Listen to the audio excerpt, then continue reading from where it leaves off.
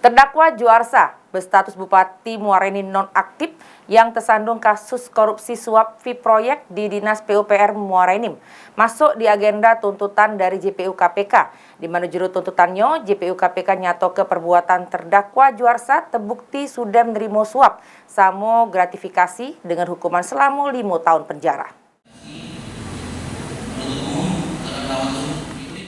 Tuntutan ini yang terungkap di juru persidangan di Pengadilan Tipikor Palembang Jumat pagi oleh pihak JPU KPK terhadap terdakwa Juarsa, Bupati Muara Enim nonaktif juru kasus korupsi suap fee proyek di Dinas PUPR Muara Enim. Juru tuntutannya JPU nyato ke amun terdakwa Juarsa, Bupati Muara Enim nonaktif terbukti bersalah ngelanggar pasal nerimo suap yaitu pasal 12 huruf A kecil sama pasal gratifikasi yaitu pasal 12 huruf B besar Undang-Undang RI nomor 20 tahun 2001 tentang Tipikor junto pasal 65 ayat 1 KUHP dengan hukuman selama 5 tahun penjara, denda sebesar 300 juta rupiah dengan subsidi 6 bulan penjara. Selain itu, terdakwa Juarsa pun dihukum untuk bayar duit pengganti sebesar 4 miliar 12 juta rupiah dengan subsidi setahun penjara.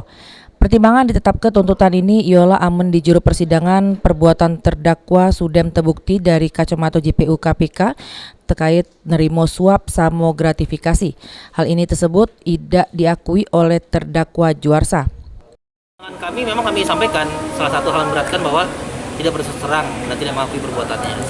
Pembuktiannya apa Kak? Dia menerima itu Pak? Ya, perkara ini sebagaimana kami sampaikan tadi, sebagaimana dakwaan juga terbukti memang dari saksi-saksi bahwa menerima penggunaan fee uang berupa uang dari Robi yang bersumber dari Robi 3 miliar dan kami juga buktikan bahwa terdakwa menerima gratifikasi berupa uang 1 miliar rupiah melalui Elvin yang bersumber dari Iwan Rotari dan ditambah handphone Apple lah. Yang Iwan Rotari 1 miliar itu untuk THR Lebaran termasuk enggak ya? Kalau dari Elvin sampaikan di sidang waktu itu adalah untuk 500 juta pertama kan dibagi dua, 500 juta pertama untuk caleg karena di bulan April istri dan anak terdakwa, dan 500 juta kedua itu adalah untuk dalam rangka Idul Fitri karena momennya saat bulan puasa waktu itu. Umroh juga ya Pak? Kalau yang umroh itu yang dari Robi. Terkait hal ini, dari pihak kuasa hukum terdakwa Juarsa Dewek ngungkap ke bakal nangkis tuntutan JPU ini lewat pembelaan di jero sidang sebelumnya. Sudah itu tentang JPU anggap terdakwa tidak ngakui perbuatannya. Bukan masalah mengakui, tapi masalahnya alat bukti dari JPU itu apa di persidangan ini tidak ada terdakwa Juarsa. Dan nanti akan membuat pledoi ya, tanggal 15 tentang apa yang dituntut oleh jaksa penuntut umum. Oke, Kak, tadi kan dari keterangan JPU kan kalau disebutkan salah satu pertimbangan Pak Juarsa ini dihukum 5 tahun itu karena Pak Juarsa tidak mengakui kesalahannya. Iya. Menanggapi hal itu bagaimana? Tidak ada persoalan, bukan soal mengakui, tidak ada alat bukti untuk mengakui, tidak ada. Dulu HIR yang harus ada pengakuan, nggak perlu ada pengakuan, tinggal alat buktinya bagaimana, ya. Kalau semuanya mau mengaku, tidak ada lagi alat bukti 184 itu untuk mengaku.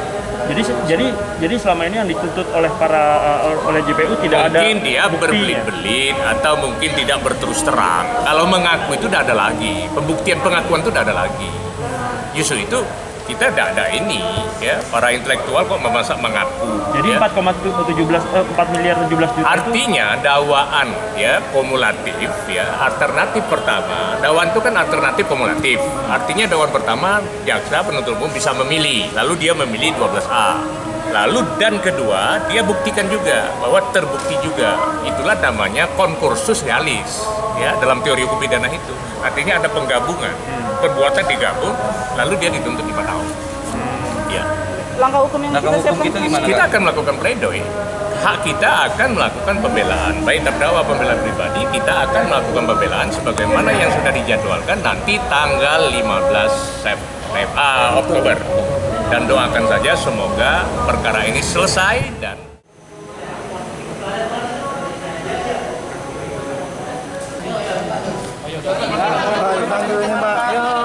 Alhamdulillah hari.